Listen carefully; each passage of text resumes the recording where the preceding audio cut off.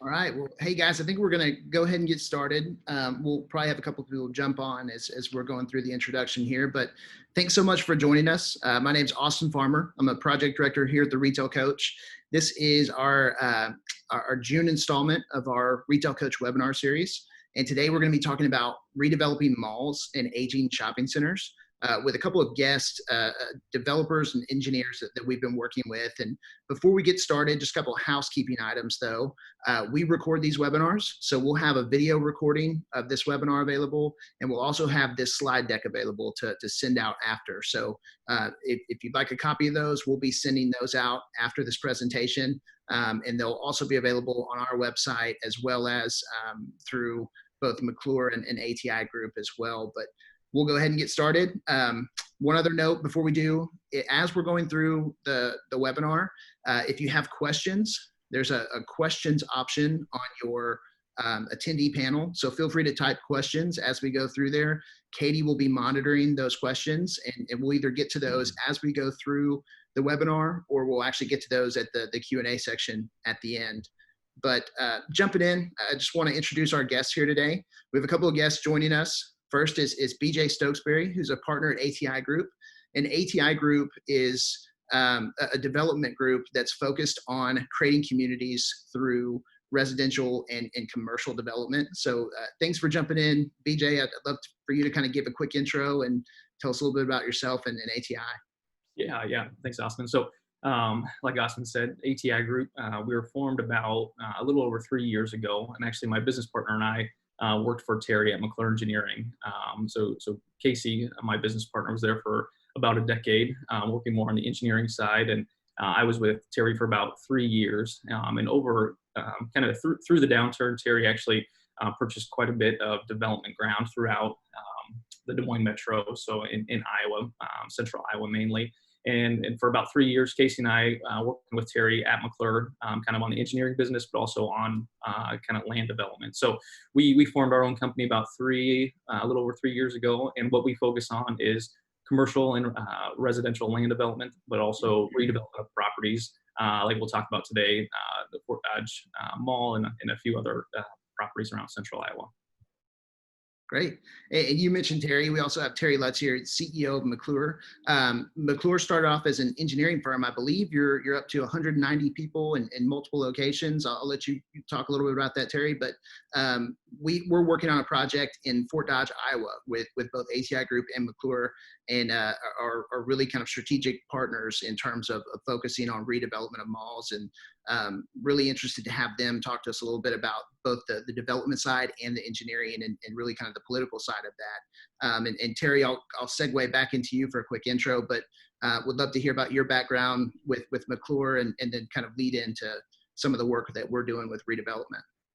Sure. Again, thank you, Austin. Yeah, this is Terry Lutz from McClure Engineering, and I'm the CEO. We're, as you said, we're about 190 people.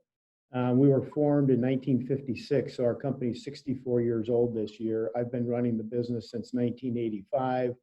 I'm a civil engineer by training. I've always had a kind of a passion for land development. So our engineering firm predominantly serves cities and county governments across the Midwest, primarily in Iowa and Missouri. We have a structural group that works all over the country. And personally, I've always enjoyed land development, so I started developing several years ago. And when I came to Des Moines, I actually lived in Fort Dodge for about 30 years. I was the mayor there for 4 of those 30 years. The last 4 years I was there, then moved out of town to move to Des Moines, and kept in close contact with the people in Fort Dodge. When we moved to Des Moines 10 years ago, we started developing quite a bit of real estate. And as BJ said, BJ and another gentleman worked with us. They had a passion for real estate. So we started, and my goal was to always create a development arm of McClure Engineering. And it just made more sense to break that out and create a development company called the ATI Group. So we work very closely with BJ and his group. We provide the engineering services and then help structure deals as developments come along. And that's kind of what led us to the Fort Dodge project, back to Fort Dodge. Great. Yeah, and Terry, I think it's so interesting to hear your perspective, having the the perspective of being mayor in the community as well as the engineering and development side. So looking forward to hear about that a little bit as it relates to some of the attendees that we have on that, may be in that role as mayor, city council member, maybe work for the city, just kind of how to navigate some of the political aspect of some of these redevelopment projects.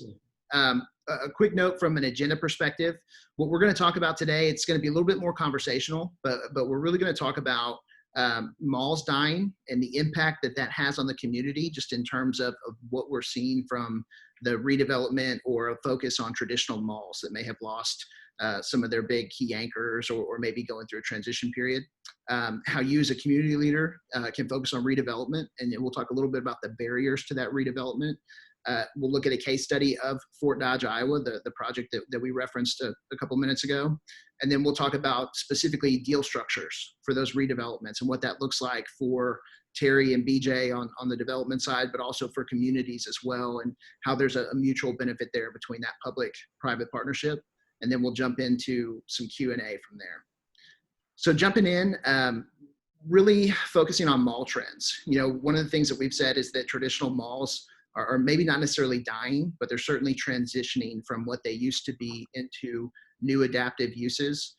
Terry, what are some of the pressures that you guys are seeing on malls today? What are some of the challenges that mall owners and developers are facing right now? Well, as you know, big box retailers are really struggling, and we think that's going to continue. It's kind of interesting when you do the research and so forth. A lot of the Class A malls probably are going to continue to be strong. They offer kind of a human factor of entertainment and other things besides just retail shopping. But the Class B, C, and D malls, which we would probably categorize Fort Dodge as being one of those, they're going to continue to struggle in our view. I would define those Class A malls typically are malls that are generating around $800 a square foot in retail sales or more. And the rest of those Class B, C, and D are down around $200 to maybe $325 a square foot. Those are the malls, and I think those are the targets for the greatest opportunities for redevelopment. So I don't think all malls in the country are going to close and have to be repurposed, but certainly continued competition from e-commerce and other things such as that are going to continue to put pressure on the big box type malls. They just don't fit the lifestyle that people are looking for today. It's interesting when you think about it. I think the first mall in the United States was opened in the 1950s. And I think the mall we're going to talk about in Fort Dodge, if I'm correct, I think was opened in the 60s. That's 50 to 70 years old infrastructure. And it's just kind of hard to believe that what was created that long ago still fits the lifestyle and the demands of the public today. I'll give you another interesting perspective that I've noticed through COVID. And I think this might be the next wave of opportunity. I'm no grocery store expert. However, I can tell you in the last 2 months, I don't think my wife has been to inside of a grocery store more than once or twice. She's become very used to ordering things online and spending 5 minutes driving up to the grocery store, picking it up, have somebody put it in the trunk and bring it to the car, and she's back home in 5 minutes. And I think that illustrates a little bit of the disconnect that malls have with the way we live today. And so again, in these Class B, C, and D malls, I think we're going to continue to see lifestyle pressures and so forth. As noted on the slide here, Credit Suisse estimates that 20 to 25% of all the malls in the U.S. will close just in the next few years. There are 730 Class B, C, and D malls in the country. And if those are the ones in jeopardy, I think therein lies the greatest redevelopment opportunity. So I think the trend looks little dismal for many malls, but there's also great opportunity that we'll talk about here in just a minute. Yeah. And Austin, so Terry nailed it. The way that consumers are shopping and what they're shopping for is vastly changing. It's changing quick. We all know Amazon, and not only so there's Amazon, but every brick and mortar store now has online shopping. And especially through COVID, it's kind of accelerating that process of, people don't want to go or can't go into brick and mortar stores to shop, and they're finding, it's much easier to shop online, whether it's, you know, consumer goods or material goods, and there is a trend right now where people are spending less and less money on material goods, and it's more towards entertainment, restaurants, kind of that experiential. That's part of why we believe Class A malls are probably set up better for success right now, just because they have a little bit more of that entertainment, restaurants, barcades, bowling alleys, movie theaters.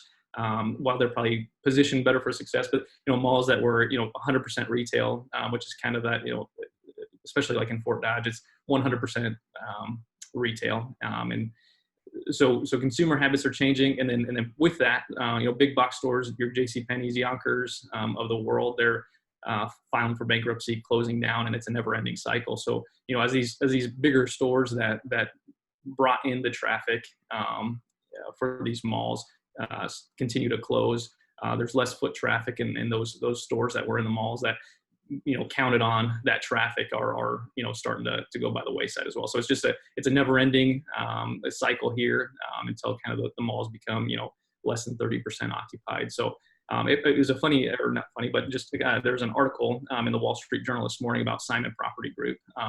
And so JCPenney's announced, I want to say about a month ago or a few weeks ago, that they're filing for bankruptcy, and they're closing about 200 stores here kind of immediately. And, Simon Property Group, I don't know what percent of, I think it's about 5% of their revenue comes from JCPenney's. So they've actually are exploring a bid to buy JCPenney's to kind of keep that revenue flow coming. And I want to say about 2 years ago, they bought Aeropostale and Forever 21 earlier this year. And I'm not sure if that's a sustainable model to have the landlords buying up their tenants and running the stores, but certainly it's their strategy, but it does not seem like a very long-term solution. So it's a never-ending cycle, and something kind of needs to be done, but it does not look good for the future of kind of that, I would say, B, C, and D malls. Yeah. And I think one thing to note too, we're talking about traditional malls in the sense of, talking through the Fort Dodge project and Crossroads Mall, but it's not confined just to shopping malls, right? It's power centers and some of these other regional centers like Walmart and Target. Some of those are starting to transition as well, right? Yes, definitely. So let's talk about what that means. So we malls are declining. We just saw that Credit Suisse data that 20-25% might be closing. What kind of impact does that have on cities? Where do you think that makes an impact, and how does that negatively or positively impact these communities? Yeah, well, what we saw in Fort Dodge, I think, is pretty typical of other communities we've been in and looked at their malls. And the Fort Dodge example, I'll just explain it, and it applies to some of the people on the call here. They can probably relate, but the first thing, obviously, is you get less foot traffic and less demand. You tend to have declining physical property, which can create blight. The Fort Dodge Mall is in a perfect location, a ton of vehicular traffic around it, a lot of retail and service activity around it. But the property itself, 30 to 35 acres, sits right in the middle of that. And without adequate revenue, the previous mall owner was not able to keep it up and looking good. So you start seeing physical blight of the bricks and mortar, weeds growing up in the parking lot. And that just has a negative impact. It's a very visible site. It's kind of the front door of Fort Dodge, if you will, and it just doesn't present itself very well. The city's done a nice job around the mall over the last several years, improving infrastructure and bringing in new service businesses. So the property looks good around it, but the mall itself is really starting to decline. The obvious too is that as that property declines, you have a loss in sales tax and property tax. If you kind of do the math, just to put some numbers to it, in Iowa, the sales tax, I believe, is 1% to 2%. That's probably typical across the country.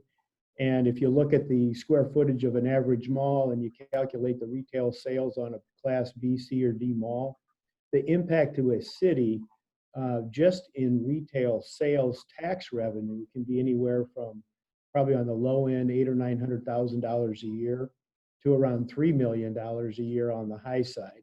That's a huge impact on sales receipts, sales tax receipts for cities that are using those funds to fund projects and do other things. So that's a huge concern, and one of the reasons I think the city was so eager to work with us and trying to figure out a way to revitalize it. As I mentioned before, as the mall declines, it starts to have a negative impact on the neighbors, and it can just lead to a spiral decline of a neighborhood, which obviously is not good for all the stated reasons. And then the obvious too, jobs and workforce. A lot of people used to be employed by the Fort Dodge Mall, and as well as other malls in the retail sector and so forth. Certainly with COVID, a lot of that was forced to be closed, and probably is going to continue. And then the other thing, we have, I know my kids used to hang out at the Fort Dodge Mall. It was a place of social interaction, and not only for youth, but also for the elderly. A lot of people will go there and walk, and they socialize. So cities are losing, I would call it a human factor, or a environment, a venue in which to socialize. Even though the malls weren't originally probably designed for that, that's kind of some of the use that they were looking for. And so I think, again, as we talk about redevelopment, I think those are the things that going forward, we need to make sure we incorporate in malls to create that forum for that social interaction. Yeah, and I think on your point, Terry, on the first one, the creating blight and then that negative impact on adjacent properties. For us, one of the things we always tell communities is retailers are coming in and looking at those things in your community. And BJ, I know you've had similar conversations with a lot of the retailers we've been talking to about certain properties, but they want to come into desirable communities. And so if you have properties that look like they're disheveled or uninhabitable or kind of an eyesore, that's going to keep those retailers out, or it's going to make brokers say, we might need a new location there. And then it's going to affect the synergy of the community. Most retailers want to have synergy with other co-tenants. And if they don't feel like they get that, then they're not going to be interested in properties. Yeah, absolutely. And when you look at the impact on the cities and the morale of the city, just itself, and then when you get recruiters or brokers or corporate folks coming out to tour the city, and you have a 35-acre parcel or a power center that is vacant or looks vacant, is weeds growing. It is not a good showing for the city, and you start to get the reputation that the town's dying or the city's dying. And I would tell you, as we looked at Fort Dodge and other malls, there is a demand for it. But just like what you're saying, Austin, they want to be where activity breeds activity.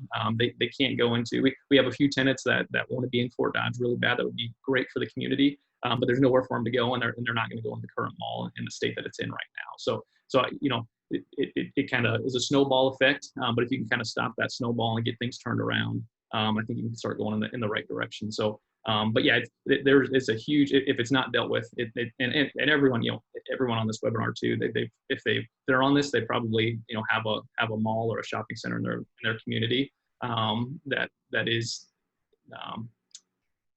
declining, or it has declined, and you need to stop that. You need to turn it around. And I think we have the tools, and I think there is, if you look at it from a different perspective, there is kind of a way out of it.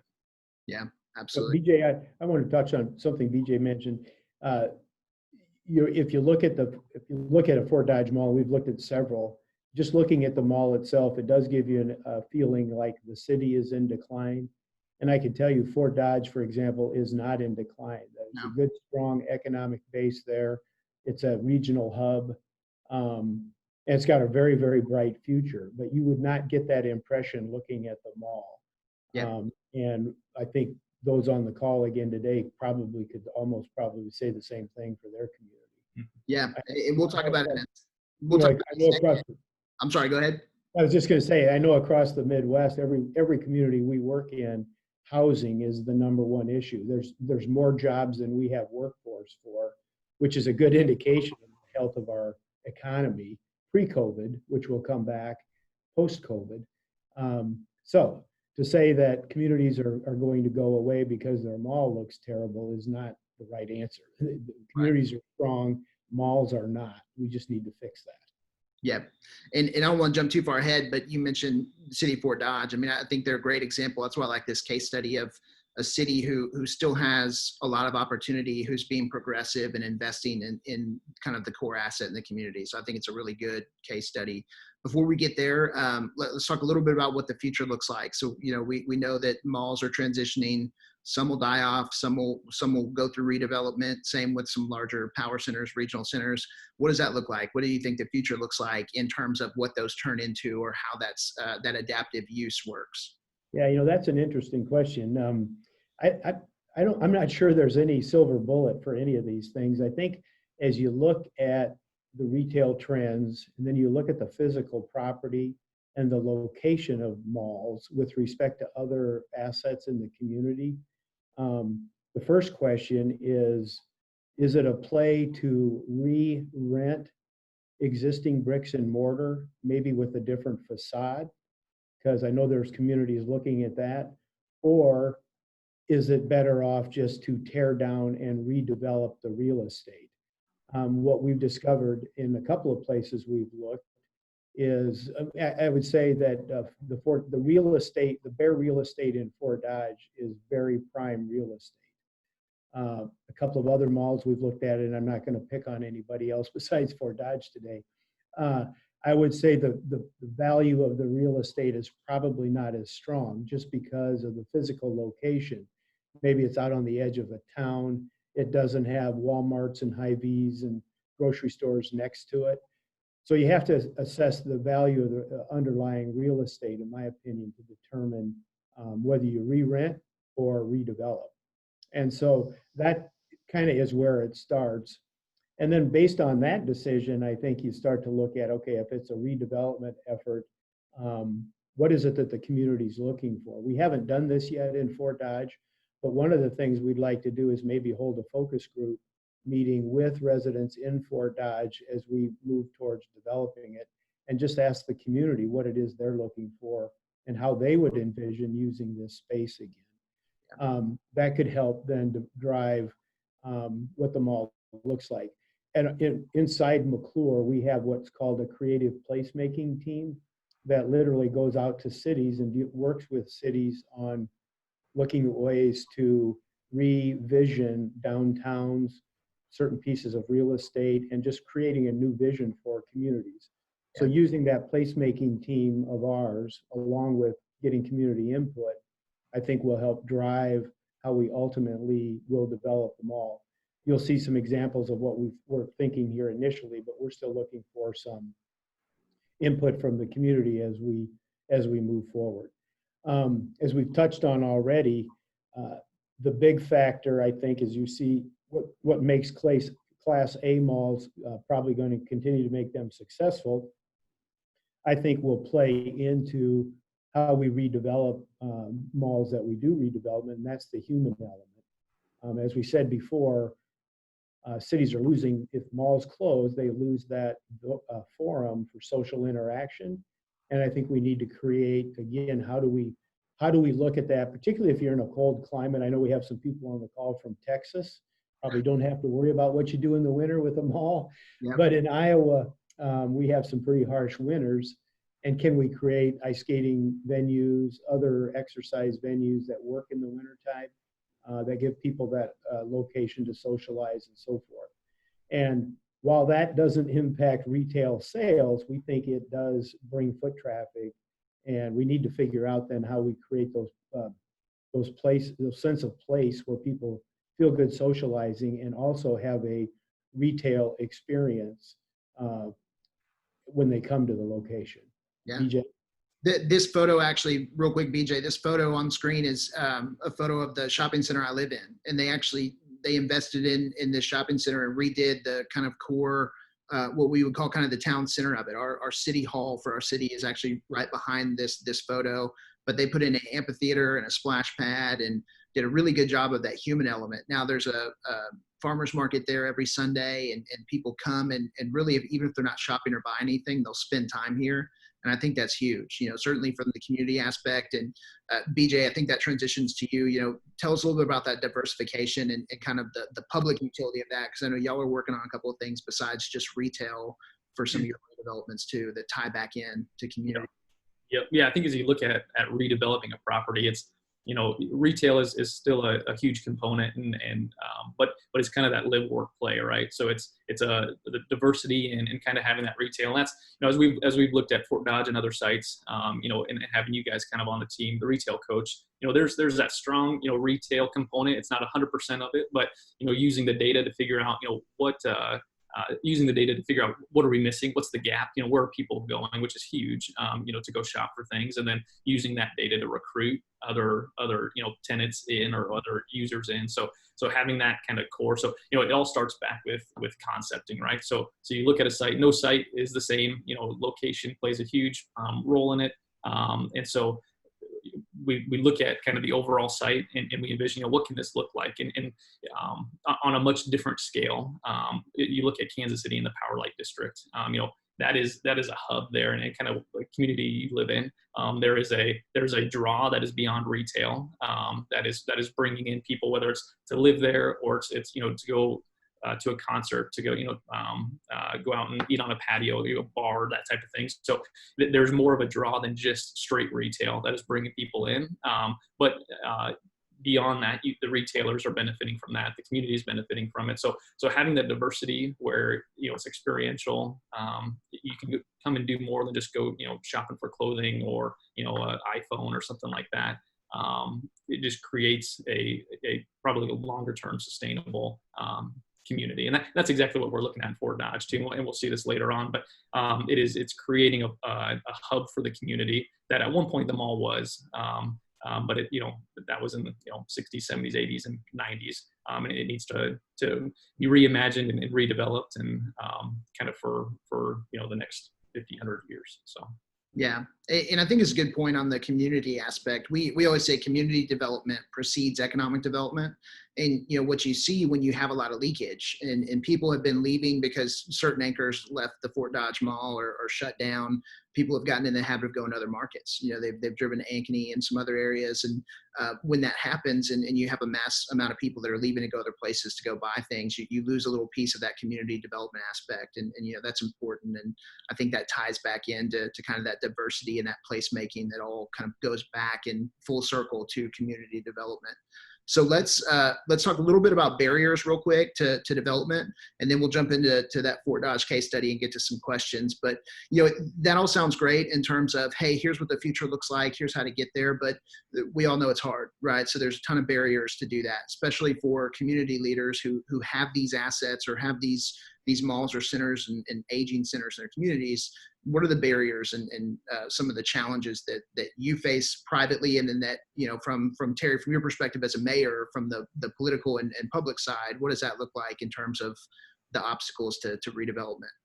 Yeah, sure. If I was to redo this slide, I'd put the number 2 bullet point on number 1, and that is political will and leadership, and the commitment of that leadership in the community. We've talked to a couple communities, and one of the first things we do is sit down with city managers and or mayors and test that political will and leadership. That in most of the projects we're looking at, it takes a public-private partnership between the developer and the local political leaders. And if they don't see the need and have the will to really get involved and help financing what we're going to talk about here, the projects probably are very, very tough to get done. And part of the reason is, our first bullet point is the initial capital needing. Not only are you buying, if you're going to redevelop the real estate, there's a huge front end cost with probably purchasing the mall real estate. And even if you got it for free, there's typically some very large demolition expense. Most likely asbestos is in the mall. So you're dealing with asbestos removal, you've got environmental concerns. That's a huge front end expense just to get the real estate back to a baseline where it's comparable to raw dirt that could be developed. So if it's sitting in the middle of a bunch of other developed real estate, there's a large front end cost that has to be absorbed in just getting the property to where it can be redeveloped. So that's a huge barrier there. And again, that's where the private or the public sector comes in with the private sector. So both of those, I would start with political will and leadership. Are they there? Initial capital needed. That's where the public sector comes in.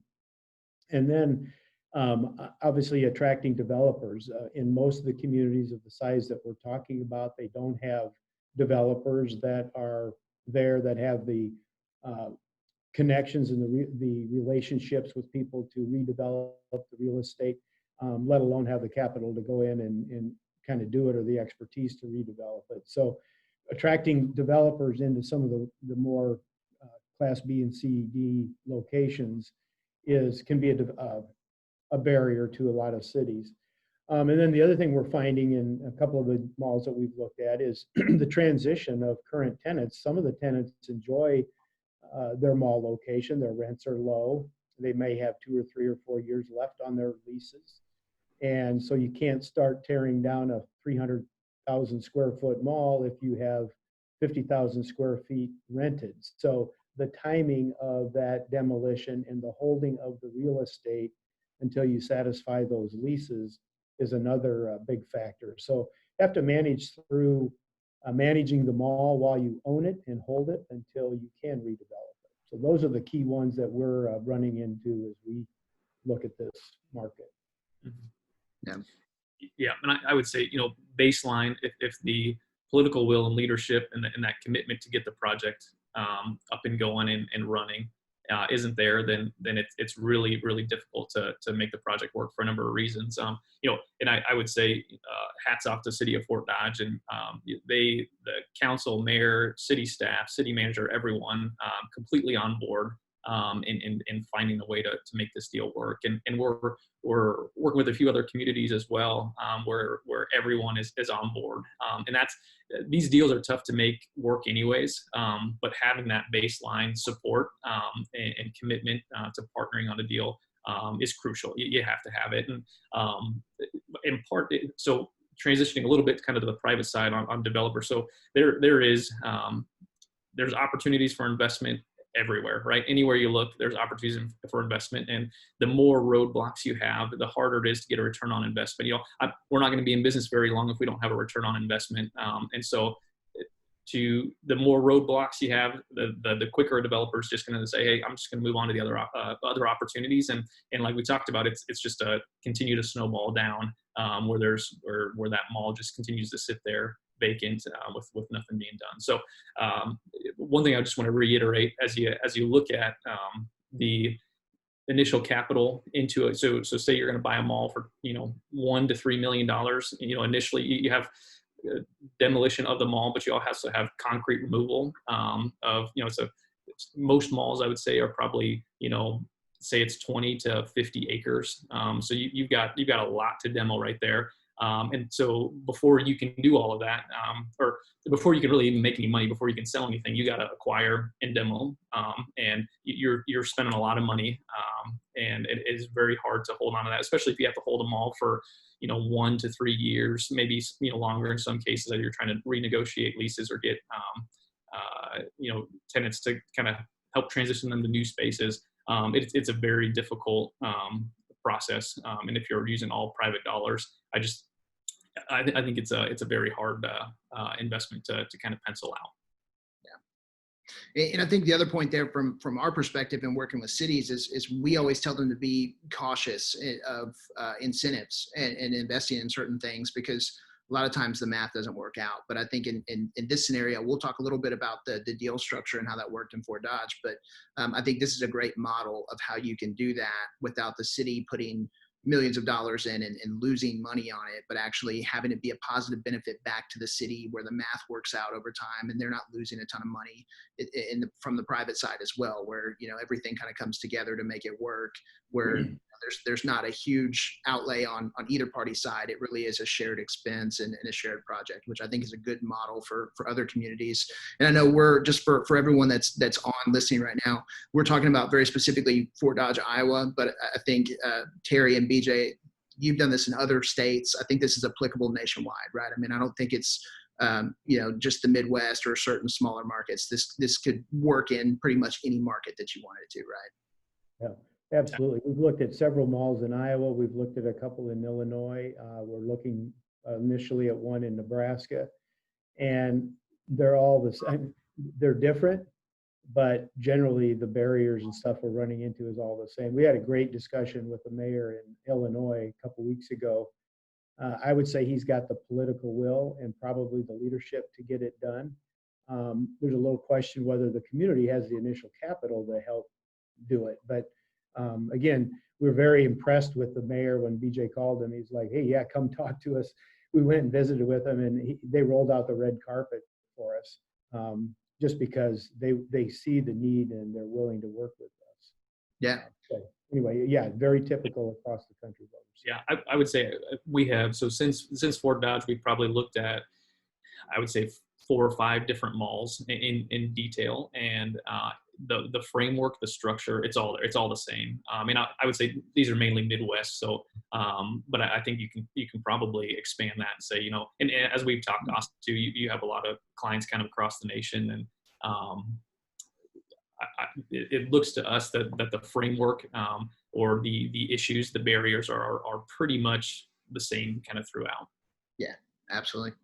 So let's transition real quick. I think it's almost 10:40. Let's spend maybe 10 or 15 minutes talking about Fort Dodge, and then we'll get to some Q&A at the end there. But just to tee it up, Fort Dodge, Iowa, just northwest of Des Moines.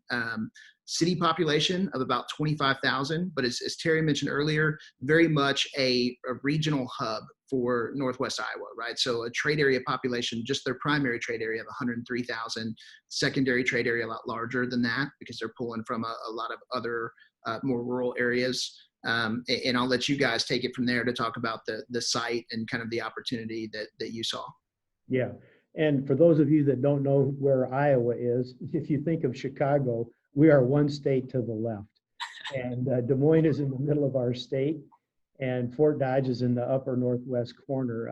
We're 90 miles northwest of Des Moines, and Fort Dodge would be about 90 miles from the next city of any significant size. So the draw is probably 45 to 50 miles, probably very typical of a kind of a rural hub that you would see probably anywhere in the Midwest. I think the mall opened in the 60s. I'm not sure if somebody from Fort Dodge is on, if you could confirm that, but it opened well over 50, 60 years ago. I think it's 300,000 square feet, something like that. Currently, it's about 34% occupied. We started negotiations on this thing with the city back, well, with the owner and the city back about early 19. And then we acquired the mall in late of last year and early this year. We actually purchased it in 2 different pieces. You can see some pictures. This is the physical exterior of the mall. You can see the J.C. Penney there. Sign is now gone. The store is closed. Very, very dark on the inside. Just not a lot of activity, and it looks pretty tired. So that's kind of what the mall is, what it looks like. If you go to the site plan, you just give you a little bit of a feel. You can click to the next slide. Yep. Yeah. So here it sits. It's a mass of concrete surrounded by more masses of concrete, if you will. On the south, we have a old Highway 20 that goes through town. The mall used to be on Highway 20. Highway 20 has now been rerouted outside of town, and Highway 20 now has become kind of a retail hub. I would guess in this area, we never figured this out while I was the mayor, but if I was to guess, probably 60 to 70% of the retail dollars coming into Fort Dodge are probably occurring within 6 blocks of this area. That's a guess. We've never proved it up, but it's a very vibrant retail section of the community. Yep. A lot of different services. The mall itself, outlined in red, is about 35 acres. The very south side of the mall was the Sears building. We've actually purchased that first, and that is now torn down, and we have a new tenant going in on the south end of that property. The north half of this property is still there. There are tenants still there. We now own it all, but we are in the process of working with those tenants as their leases continue to expire and so on. BJ, did you want to mention anything else about the current situation of the mall? Yeah, I think we can get into it here in the next couple of slides, but yeah, yep. Okay. Yeah, and not real firm on this, but I think the property taxes before the decline, so maybe 5 to 10 years ago, probably running in excess of $1 million a year. And I would guess that the retail sales tax is probably in that $1 million plus as well. So significant source of revenue to the city. Currently, I think the property taxes on that mall are around $100,000 to $150,000 a year. So you can see there's been about a 90% decline in property tax value and revenues from the mall. We believe post-developed, we're using numbers in our model of around $1.5 million to $2 million a year in property tax value. So that increment in value from 100,000 to 1.5 million, if we can generate an extra $1.5 million to $2 million a year for the city in property taxes, that's ultimately the goal. And obviously, if we get this redeveloped, the old mall was there for 50 years. If we can redevelop this as a 50-year project, and if you take $1.5 million of new taxes times 50 years, even though we may want to use some of those tax dollars for the first 10 or 15 years, it's still a significant source of new revenue for the city. And that's one reason why the city is so excited, I think, about being involved with us and getting this thing redeveloped. And I think that's as relevant as it's ever been right now, just with the COVID crisis and seeing certain retailers close. I mean, that's a huge deal for a lot of communities. Yep. The mayor and I have an excellent relationship. He's a very progressive thinker, done a great job.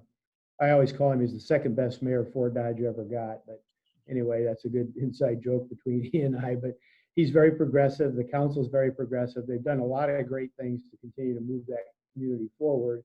And when we approach them with this, in fact, this is probably very typical of a lot of the listeners today. My comment to the mayor was, hey, this is the most visible real estate in the city of Fort Dodge. And we've watched it decline. It needs to be fixed. And right after this, in my opinion, the next piece of real estate that needs to be dealt with in Fort Dodge is their downtown. Mm-hmm. And I wouldn't be surprised if a lot of other communities on the call today are faced with the same thing. So we hope not to be finished when we're done with this mall. We think there's another opportunity in Fort Dodge to look at something similar to this and revisioning their downtown as well. Yeah. Anything else on that, BJ? No, I think going to the next slide, we can kind of just lay out the.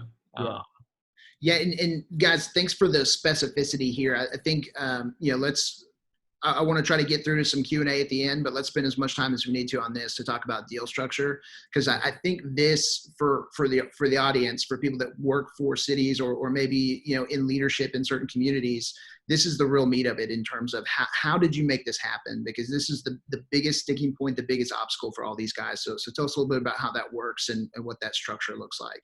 Yeah, I actually looked at acquiring the mall maybe 4 or 5 years ago. I just thought it needed work. It needed something. And so we looked at it back then. It was for sale for way too much money. So we really didn't spend a lot of effort on it. Through some kind of conversation, the mayor and I had a conversation well over probably 1.5 years, 2 years ago about the mall. And I think at that time, I think the city was thinking, could they retain our services to look at redevelopment opportunities? And back then, I think the city was actually thinking about it's a project that they would have to take on, whereby the city might acquire it, go out and try to find a developer and so forth.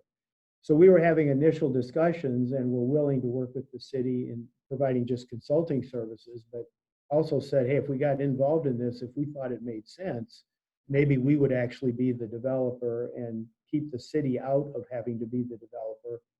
And that was the city's preference. I don't think the city wanted to be in the development business, but they were certainly willing to partner with a developer. So as we started looking at it, we decided fairly quickly that we thought private sector ownership would be the best. So our group acquired the mall, as we said, late last year and early this year. We bought it in 2 different pieces. So it is. Can I jump in real quick, Terry? Yeah, go ahead. Sorry, real quick, BJ, you and I have talked a lot about that private sector ownership piece, and I know you talk a lot about the benefits of that. Anything you want to add to that before we get into some of the dollar figures? Yeah. So I think, as Terry's talking to, there's probably 2 different routes that we see it's best set up for success on an overall project. So whether it's 100% private sector ownership with the help of the city through TIF financing, or in some cases you still can't make that pencil. You still can't get that deal to pencil out, where it just maybe there's not quite the demand. Maybe there's other barriers where taking on as 100% private ownership just doesn't work. And I believe in it, as we're talking to a few different other communities, it may make sense and from a financial standpoint for the city, but also for the developer to partner up and have the city own it, or have some type of city organization purchase it, like economic development group or something like that, own it. And really what that is they have the benefit of time, right? So the city can we can kind of show how the finances make sense, but the cities can borrow money at low interest rates, and they also have the benefit of time is on their side. And in some deals, like with private ownership, you kind of have to get in and out as quick as you can, get your return, or interest can eat you alive, or you're tying up a whole bunch of capital in a deal. And that goes back to my earlier point of there's a lot of opportunity out there. And I don't think many developers are going to want to tie up, $10 to $20 million on specific deals if the return's not there. And so it may make sense for public ownership, but then bring in a private developer to they live in that world. They understand how to develop, and partnering with the retail coach, partnering with others to kind of get new prospects in and get the deal done as quick as we can. So yeah, I think those are kind of the two routes that you can kind of go with ownership structure. Gotcha. Yeah, So, Terry, going back to the dollar amounts, one of the things I find interesting is the acquisition cost is just the first piece of it, right? I mean, the redevelopment cost most of the time is going to exceed that acquisition cost, especially if it's a dilapidated asset or you're going to have to tear some things down. Yeah, the acquisition piece of this is in two pieces. One is about a $3.3 million acquisition piece. The other one was, I think, about $1.5 million or $1.2 million. So we had about $4.5 to $5 million just of land real estate acquisition. We're estimating the demo cost at $2 or $3 million. So just before we get even started, we've got $8.4 million. And as we've talked about, good luck finding a developer that's going to come in and write a check for $8.4 million just to get started on a project like this. Yeah. One of the things that encouraged us in working with you, Austin, and the retail coach, as we were looking at this initially, you provided data to us that showed where some gaps in the retail market would be. And that gave us a pretty good comfort level that there is truly a retail demand that we can, if we revision this correctly, we'll be able to capture that retail demand. Yeah. So as we're doing this, and again, this is happening in phases, it'll probably take 3 to 5 years to get this fully developed. We've spent to date maybe close to $4 million, $5 million between, maybe $6 million between acquisition and demolishing part of the building. We'll have the rest of the acquisition and demo cost probably incurred in another year. And so as we phase through this, we've actually got some buyers of real estate that we can sell ground to them that do not require us to demolish some of the existing buildings. So it's a phased approach of spending some money doing what we have to, and then also creating some sales and so forth. So what made this thing really work is we were able to work with the city, and they guaranteed $10 million of TIF that they're able to pull from other urban renewal TIF districts in the city. That really, really made this thing work. So it's a joint effort between the city and us to finance that first $8.4 million of acquisition and demo cost. Without that, we would not have a project. It's that simple. So that's where the public sector comes in. And obviously the city's in it to get their money back. So what we're going to try to do as we redevelop it and spend the next $11.6 million in redevelopment, we will do that as we see tenants and the demand come back. Now we're out finding other tenants and so forth, and we'll probably spend that $11 million over time. But by spending that $11 million, we hope to develop an additional $8.2 million of TIF revenue on site that the city has pledged that we can use as well. So if you add the first two numbers up there, you've got a $20 million project based on our estimate. And if we are successful between initial guarantees from the city and the TIF we believe we can generate, the city is putting about an $18 million TIF package together for us to make this thing work. So what that has done is it's greatly reduced our risk as developers. It's got it down in that $2-3 million range up front. And then obviously we'll have additional risk as we build out buildings and do other things. But that creates the initial, that buys down that initial risk where it made sense for us to take it on. And in our TIF model that we've been able to show the city, based on our redevelopment assumptions, we're hoping we can get the city paid back in 15 to 20 years. So they would get their 20 million back, or 18 million back, I should say, in 15 to 20 years if successful. And by the way, if we're not successful in developing the additional TIF, we do have a deal with the city that if for some reason we would fail as developers, the city can claw back the real estate and take it over and then go redevelop it themselves or find another developer. So because of the relationship and the trust I think we had with the city staff, they were very forthcoming in what they needed. We were forthcoming in what we needed. And we actually put the development agreement together in a matter of a couple of months. It was not a very difficult thing to negotiate. And I think both parties came to the table with, hey, we want to get this done. We got to help each other and let's get it done. The other thing that made it real easy and I think is very important is we're using a local bank that actually is located just a block away from the real estate. And we like to use local banks as much as we can to keep the money in the community that we're developing in. Yeah. So all the financing piece worked as a result of the participation with the city. Yeah. Awesome. So couple questions there. What would you say to, you're obviously aware that there's going to be people that are skeptical of the city investing taxpayer funds into redevelopment like this. They say it shouldn't happen. You know, what would you say to somebody who's either skeptical or critical of that? And then I think, you know, what I'm hearing in terms of deal structure, just kind of overall trends of what makes a deal structure work is mutual buy-in, right? So opportunity for both sides, but also kind of curbing the risk a little bit, right? So the city can get the property back if you fail. Are there any others that you would say are kind of common traits to those deal structures? One thing I'd say to communities that don't think they need to be involved in this, and by the way, in this conversation, we actually threw out the idea of the county participating in some of this. We think it has broader impact than just the city. Webster County's got a population of about 40,000, where Fort Dodge sits with 25,000 people. So there's people from throughout the county that rely on this mall and use it, but that's a tricky one when you start asking for the county to participate. However, I think the mayor has had some conversation with them, and there may be some opportunities. I would just tell the cities that are on the call today, and I could be proven wrong, but if cities do not see themselves playing a role in redeveloping a mall or a prime piece of real estate that needs rework, something like this, I would just tell them to wait. If you can find a developer that will step in and do all of this without public sector involvement, I wish you the best of luck. Fort Dodge has tried it. I think parts of this mall has been owned by 2 or 3 people over the last several years.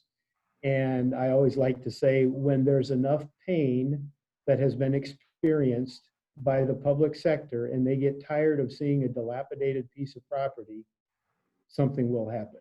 Mm-hmm. If a community is not to that point yet, just wait, because my bet is nothing will happen. At some point, somebody's going to say, we've got to do something. And that's where we think we can help come in and structure a deal. One thing I want to say about that too, and it kind of rolls into the acquisition piece and kind of community involvement. So I don't want to pick on the mall owner who we purchased this mall from. And they happen to be the owner of the few malls that we're working on in different cities. But, you know, it is not their business model to reinvest a bunch of money into the malls. And, you know, in this mall and in other malls, there was a hole in the roof that was water was just gushing in on just like a normal rainy day. There's no new investment into TIs for tenants to bring tenants in. So they're not working on improving the mall, and it's only going to get worse. And I think, and we've seen in every community where we mention the mall owner's name, and not to pick on them, but it's not their business model to reinvest in the mall, but every community has that pain with them. And I think there's a number of, how are you going to reinvest into a mall if you're 30% occupied? You just can't do it. And so, but towards the acquisition piece, and everyone say, well, they should just give you the mall because it's obviously worthless. Well, they've invested in the mall, somehow if they can kind of limp along and make it work, they're not just going to give it away for free. And so, and that's, I think that's probably one of the biggest hurdles is you might have to shell out, $500 million, $2 million, $3 million, depending on where the mall is and how big it is. And not, it can be a hard thing to overcome, but I think the pain of having that mall continue to deteriorate and be, everything we've talked about where it's a detriment to the community. So that's where I think if your city isn't on board with making something happen, I think it's going to be very, very difficult to redevelop the space. There's some areas it maybe would work, but back to your previous question, Austin, just real quick, the deal structure, with the city guaranteeing $10 million up front, and they're able to pull that money from elsewhere, that helps. They have the ability of time, to pay that over 30 years at very, very low interest rates, which helps the developer, helps the city make the deal happen. And with the additional $8.2 million in TIF, so what we're doing there is every buyer or every new building with a tenant has to sign a minimum assessment agreement, and that minimum assessment agreement we're pulling. We're going to look at what they're going to generate in TIF over 20 years, and the city will bond for that up front once that minimum assessment agreement is signed. And so that upfront money is essentially, along with the investors or the developers' capital, is how this overall deal can happen. And as we're looking at structures in other cities, it looks like that's kind of the key. Now, every deal is a little bit different, but I would say that the upfront kind of low interest money from the city is what really helps make these deals happen. Awesome. Guys, I'm gonna jump real quick. I think it's 11, so I'm gonna jump to the next one just to kind of show the vision, and then for some things we didn't get to on the deal structure. Everyone that's attending will have Terry and BJ's contact info on the Q&A slide, and we can go into some of that in Q&A here in a minute. But I want to get through kind of the re-envisionment of how you take a 35-acre kind of historic mall, traditional mall, and how you turn that into something new and innovative for a community, and how all those pieces tie together. So if we could spend maybe just a couple of minutes talking about that and kind of what the plan looks like now, that'd be great. Yeah, I can hit this real quick. So the overall mall site, as you saw before, just kind of sat in the middle of this site.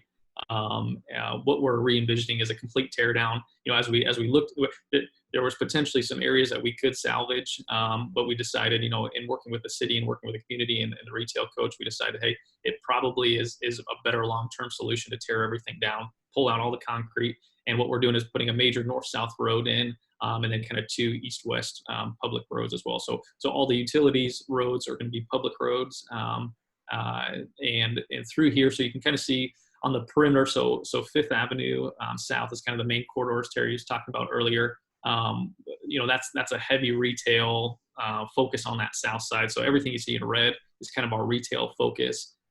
Whether that turns out to be kind of a bigger box type use, whether like a Ross, Dress for Less, Hobby Lobby, that type of use, or it might turn into more of a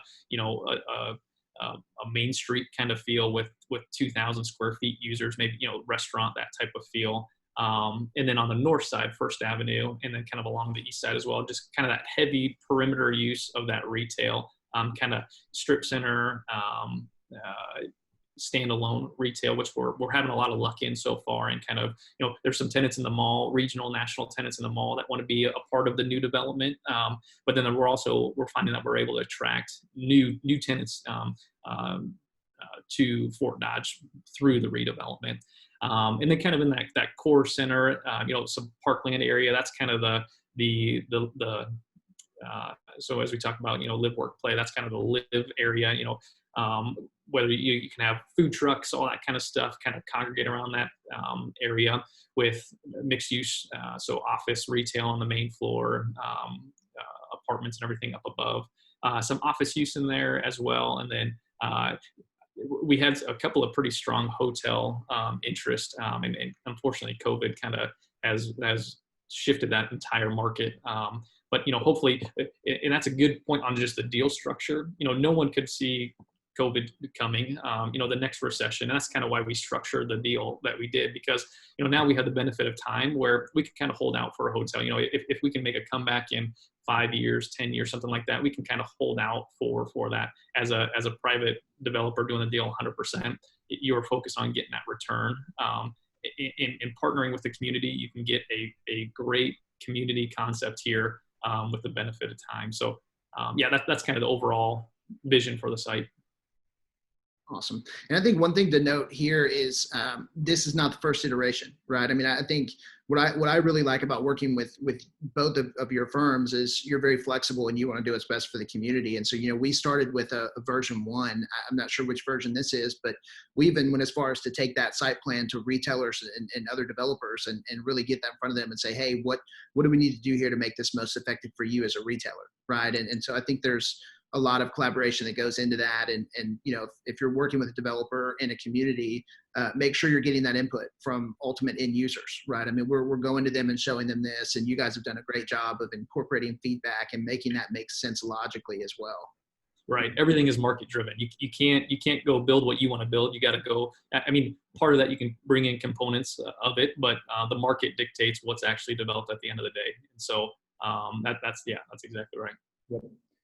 Yeah, and we've had some good conversation with the city about more real estate set aside for public use and maybe other public venue space.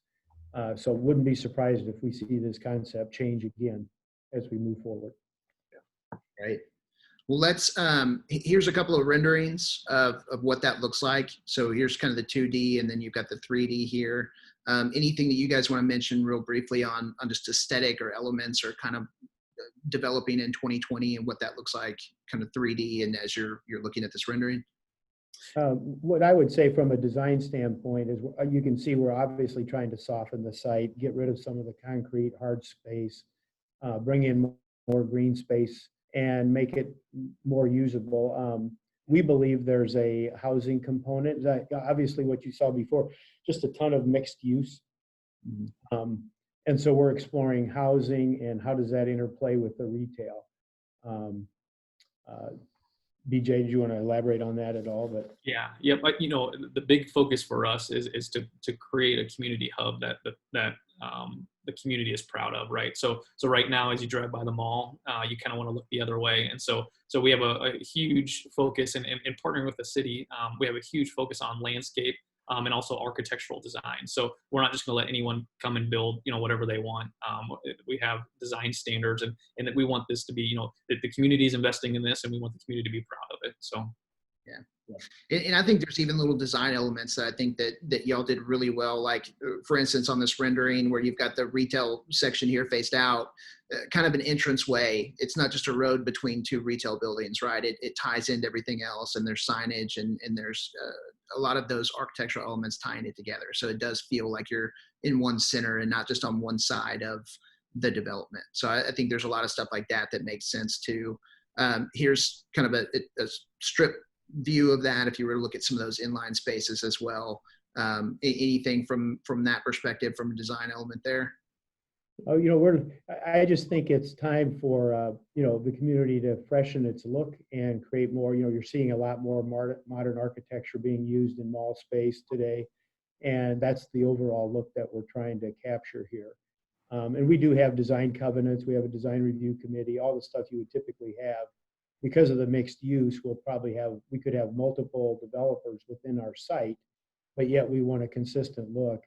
And we just recently had a conversation with our landscape architect about creating plant materials. And while we don't want it to be all the same, we do think through more intense landscaping, we can create a nice, softer feel, which again leads to the human factor of what people are looking for. Yeah. And hey guys, we're getting a bunch of good questions, kind of as they relate to this. So I'm gonna go back a little bit to this kind of design element. Couple of questions on that, just from attendees. Was walkability factored into the design? And I know one of you mentioned earlier, you're in Iowa, so oddly enough, I don't even ever think about it, but snow is a factor there, right? And walkability, there's a lot of weather elements that go into that. But was that factored in, and what does that look like? Yes, definitely. In fact, if you go just about, I don't know, 3 or 4 or 5 blocks from here is an aquatic center, and there's a trail system that can link this. And there's other retail. There's a grocery store, a very successful grocery store across the street. There's a Target, a Walmart. So we're looking to link all of that together through the existing trail system that the city has right now. And then obviously within the site, even in Iowa, when it gets cold, we do have people that walk outside during the wintertime. It obviously slows down, but for 7-8 months of the year, you can be outside and use a trail system. And so we hope to replace some of that walkability here. Obviously, probably won't be a lot of inside walking, but certainly with trails and so forth. Yeah. And I think, you mentioned the trail system, going back to just the city of Fort Dodge and how progressive they've been, that community development piece, they've spent a lot of money on putting in trail systems and tying the community together. So when we look at the cost that goes into this redevelopment, there's a lot of other soft things that tie into that, like the trail system and how that integrates, that ultimately make it bigger than just this one piece, right? And so all those things tie together and drive synergy. Another question from an attendee, mixed use developments such as this typically require an anchor retailer for smaller retailers to commit. Set aside COVID-19, is that still the case? BJ, you want to take that? Yeah. So we found, as far as major anchors, especially through COVID, I was just talking to a broker yesterday who reps some pretty big retailers, and their strategy right now. So we've kind of had to retool what we're looking at, but their strategy is, if we already have a brand, or if there's a brand there that kind of acts as a major anchor in a community like a Fort Dodge, or I would say Des Moines is very different, just being a major metropolitan area. But as far as like regional kind of malls like Fort Dodge, if there's for example, if there's a Marshalls, they're not bringing a TJ Maxx in. They don't want to cannibalize, especially with COVID and kind of the future of just kind of retail. In the past, they would have brought a TJ Maxx, Marshalls, Home Goods in, and they're re-looking at that. And you could speak more to that too, Austin. But what we're looking at is probably more junior anchors. Now, junior anchors also want to have other junior anchors with them, but there is a good mix of, because as we see this unfold and as we are able to announce tenants, we are very, I would say, excited and maybe a little bit surprised even through COVID that we have a lot of, I would say, 2,000 to 5,000 square foot users that are ready to pull the trigger, even without maybe major anchors or junior anchors. And that makes the deal work. And I do believe we're going to be able to pull some junior anchors. For example, that would be like a Ross Dress for Less or something like that. That is willing to kind of get in the market, just knowing that the landscape's kind of changed. And some of those, in the past, they probably want 3 or 4 other big users with them. But I think that dynamic's changed a little bit. But Austin, you could probably speak a little bit more to that. Yeah, absolutely. And it's all about co-tenancy. So most smaller retailers are going to look for some of those larger anchors. I think we've got 3 or 4 retailers specifically for this market that say, hey, if we can get one of these 3 tenants, we're in, no questions asked, right? And so they are looking for that. I think in Fort Dodge, that's obviously something we're optimistic is going to happen just in the conversations we're having with some of those mid-size anchors. I'll say just across the board, though, a lot of those retailers do follow an anchor. BJ, I think you used the term activity breeds activity earlier. That's certainly the case. Good example of that in the retail world is one of my first jobs out of college. I worked in e-commerce for a company called GameStop, a large Fortune 500 company, sells video games. Our real estate strategy the entire time I was there was whenever Walmart builds a new Walmart store, GameStop locates in the strip center adjacent to the Walmart, right? That was just the entire retail strategy. It wasn't difficult. That was just their move real estate wise. They knew it worked. So there's a lot of that happens in these developments. I'll say that specific scenario and the fact that they do look for those anchors. That's why for us, it's important a lot of times to focus on the development side, right? So we go into communities that may have space available or they may have one or two sites, but it's not going to work for a lot of the retailers that we're going after for the community or where there's opportunity. So a lot of times it makes sense to have a developer-driven model where you get a developer who says, hey, we can go to Ross and get them commit to the market, and then we can build a strip center that once they commit, they're going to bring other things in. And so we encourage that a lot, is taking that developer-driven model where you can get that key anchor and then build off of that. But I think that's certainly the case in this development and really in most retail developments. Yeah. Yeah, definitely. One thing I might like to say here as we kind of wrap this up, and I'm looking at some of the questions out here too. BJ touched on this just briefly. Don't confuse, my advice would be to a city, do not confuse a mall owner with a developer. Most of the mall owners today did not develop the malls originally. They were not developers. They bought malls for an investment purpose. They're sitting in a REIT portfolio, and frankly, they're just hanging on and generating a return on their investment. And so to think the current mall owner is going to step up and do something, and Fort Dodge experienced this, they just couldn't get anywhere. And because that's not what the mall owner wanted to do. So that's a tough thing. And the other thing is, as developers, there are several developers like us around the country. However, we do have, not only with Retail Coach Partner, our experience is working in the public and private sector as engineers and so forth. We also have on our team people that have leased up malls in the old days that have relationships with all the major retailers in the country. And so when we put all of our heads together and you look at the physical demands of redeveloping, the financing piece, and then what retailers might fit, and then work with the locals in terms of what the locals want, that's the world that we live in and can function very well in as developers. I see one question here, if I could take it, Austin. It's a comment, a gentleman where the city has tried to get a partnership on a redevelopment of an old Kmart site, it looks like, maybe. Mm-hmm. Should the city be a landlord, in your thoughts? And I can tell from his comment, city does not want to be a landlord, and they probably do not want to be a developer. And that, again, that's just same thing we heard in Fort Dodge. They were willing to be that if nobody else stepped up, but they certainly did not want to be that. So as we said, one of the barriers to redevelopment is finding that developer that's willing to come into a community of 15 to 25,000 people and pull all the levers it takes to make a deal happen. And it takes a combination of resources to be able to do that. So I don't know if that answered his question or not, but BJ, if you want to take on. Yeah, I think as we look at it, I mean, cities are not set up to be property managers or developers, but I think using the tools to be a holder of land as we develop and utilize the financing and the tools that they have at their disposal, but leave development to development groups. I think that is, in my opinion, the key to success. But yeah, I think there are the financing tools that the city has to make deals happen. Yeah. And that leads me to a couple of other questions that we've had. And for everyone that's attending, we'll send you this slide deck. So both BJ and Terry's contact info is in there.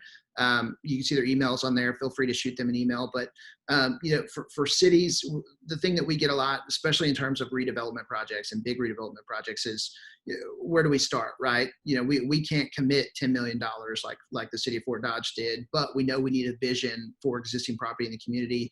Terry, you mentioned creative placemaking. BJ, I know I've worked with you on a couple of conceptual site plans and things like that. Are there practical ways that you can start a conversation and start setting a vision and maybe help some of those political leaders or community leaders start putting that together, without having to just commit $10 million? Where do they start? How does that work practically from your perspective? Sure. I think again, going back to the Fort Dodge thing, I think that's perfect. It started with just a conversation between us and the city officials. and we just explored ways in which to do it. And the way we started out is a lot different than the way we ended up. So I think if there are people on the phone that are trying to wrestle with the same option, the same issue, I think via phone call, we can assess fairly quickly whether there's something that could be done there or not. But again, it starts with the political side of the city, and then a good look at the real estate, the underlying real estate, and some brainstorming that starts from there. Depending on the situation, again, we can be consultants to a city that owns and wants to be a developer, or we may have a desire to be the developer ourselves. And I think that's just a function of the conversation that evolves when we look at the individual problem. Yeah, I think that's exactly right. It starts with a conversation. It starts with a concept and an idea. And if we can help put the tools in place for a local developer or for the city to kind of lay as a framework for redevelopment, I think that's a good place to start. And I think that's where we started in Fort Dodge. And it took about a year it took 9 months to get from start the conversation to when our development agreement structure was approved by city council. So it takes a while to put a deal together. But I think having the conversation and figuring out, what are the ways to put it together and what are the ways that we could redevelop a site and what makes sense for that community. There's no one size fits all. I think that's where it starts, and you kind of see where it goes from there. Yep. And, we've worked in, I think, 40 states at this point. We have clients in all 40 of those states. One of the questions we get a lot, and specifically about things like this, is this model confined to certain community size or a certain geography? I think, you guys have said this before, and I think we touched on a little bit, but as long as the deal structure works and as long as it's viable for both the developer and the city, this seems like it would work everywhere, right? In terms of just doing redevelopment or focusing on some of these malls or strip centers. Absolutely. Okay. One of the questions we have here is with regards to local zoning codes, parking space requirements, and so forth. And I think both cities and developers have to be open-minded when you're looking to revision a site. I mean, if you look at Fort Dodge, the parking that was required 50 years ago does not make sense for the square footage that's needed today. People want to go in, get what they want, and get out. So to have huge parking demands for the same type of for certain types of retail space today probably doesn't make sense like it did back in the mall days, where you would park your car and walk, spend 4 hours in a mall. Yeah. So cities need to be open to that. And again, it's just a dialogue and a discussion. If both parties come to the table with the interest in mind, I think the developer needs to keep the city's interest in mind, and the city needs to keep the developer's interest in mind. And I think as you work through that, both parties can win and get projects done. Yeah. BJ, anything on that front from you? Yeah. Obviously, it has to be a win-win. And kind of back to your question a little bit earlier. But I think there is no one size fits all. The community size, if you had a shopping center or a power center or a mall in your community at one point, it means that there was a need for it, right? And so if we can look at that and say, the needs have changed a little bit, the demand has changed, the market's maybe changed a little bit, but at one point, the market was there, and barring anything kind of catastrophic that has happened. But to me, if there was once a demand, there's maybe just a way to reimagine, redevelop, and bring different components into it to make the deal happen. So yeah, I would say the size of community, probably, we've looked at, so a community this size, I would say 200,000 population all the way down to 15,000, and the deal structures there. We're having those conversations right now. So I would say, I think there's no one size fits all. I think the framework and the problem is there kind of across the board, and it's just finding a solution to fit that community. Yeah, I might jump in. One last thought, and I don't want to end this as a Debbie Downer on this thing, but I'll put some real numbers to it. I'm kind of a numbers guy, being the nerdy engineer that I am. If you look at, and we've looked at some malls like this where, frankly, it's maybe on the bubble whether they can really be redeveloped into a vibrant retail hub activity center. And this could be a cold, hard fact. If you look at retail space, commercial space on a dollar per square foot basis, that type of real estate is worth anywhere from $6 to $12 to $15 a square foot in the types of markets that we're talking about. If you get into a town of 4, 5, 600,000, it could be $20 a square foot on up. But we're not talking about that. If a mall is located and actually what we've seen happen in some communities is the retail space that once was used in the mall has been already replaced in a different location as a community has grown. So they may already be meeting the core retail need of that community. And if that means the remaining mall space cannot be $6 and $12 a square foot ground anymore, it may be $1.50 to $2.50 ground that can be sold for housing redevelopment. And that could be a cold, hard fact that some of the communities may face. And I think you just have to step up and be open-minded about that when you're looking at what can you do with this piece of real estate that is outlived its useful life. If it can be brought back to life into a vibrant piece, obviously that's what you want to do. But at the end of the day, I believe a community is better off dealing with an eyesore, creating whatever the highest and best use of that real estate is as quickly as they can. And unfortunately, that may take a significant private sector investment to make that happen. Yeah. So I don't want to end it on a negative note, but that is a dose of reality when you start putting market prices to real estate and what you can get out of it. Well, and I think, our clients certainly appreciate that. I know that your clients do as well. I mean, we have to be honest about the opportunity, right? I mean, we have to really assess it. That's why the data is important to us. That's why we use cell phone data, GPS data. And I think that's why we work so well together, because, we help give confidence that there's an opportunity to go in and do a development. And then when we have interest from retailers, from your end, you provide the resources for us to be able to get them in there and actually develop it and build it and make it happen. Both of those things are important pieces of it. And I think that's a huge benefit of us working together, but also working separately. You guys are honest enough to tell communities if there's just not opportunity there and if it's not worth the investment. And I think people appreciate that. People want to know the truth, but I think you're right. I mean, and I don't think it's necessarily as negative as it is just, the honest fact that some communities have changed and there may not be as much opportunity there. One last question, and let's finish on this. I'm gonna leave this slide up for a little bit though, but let's finish on this question. I'll toss it to both of you guys.